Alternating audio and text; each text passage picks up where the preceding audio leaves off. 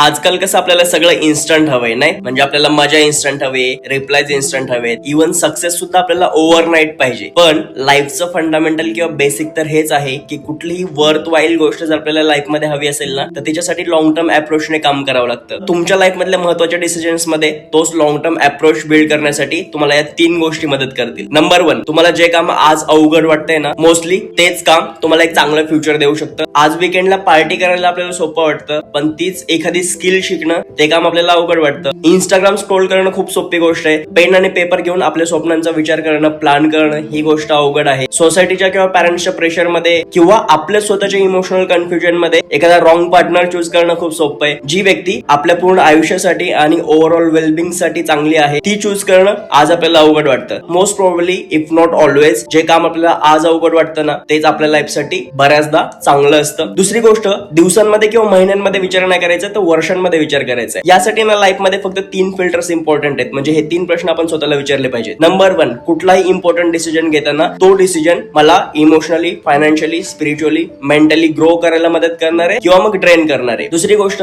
आज मी जो निर्णय घेणार आहे 2 वर्षानंतर त्या निर्णयाविषयी मला काय वाटणार आहे. आणि तिसरी गोष्ट, ऑब्व्हियसली 2-3 वर्षाच्या नंतर किंवा 5 वर्षांनंतर आपण हा निर्णय घेतल्याबद्दल स्वतःला थँक्स म्हणणार आहे की रिग्रेट करणार आहे. या प्रश्नांची उत्तरं जर हो असतील, मग तो डिसिजन तुमच्या लॉंग टर्म फायद्याचा आहे. नंबर 3, फक्त गोष्टी चेस नाही करायच्या, तर आपल्याला डिझर्विंग बनायचंय. लाईफ मध्ये ना आपल्याला नेहमी ते नाही मिळत जे आपल्याला हवंय, तर ते मिळतं जे आपण डिझर्व करतो.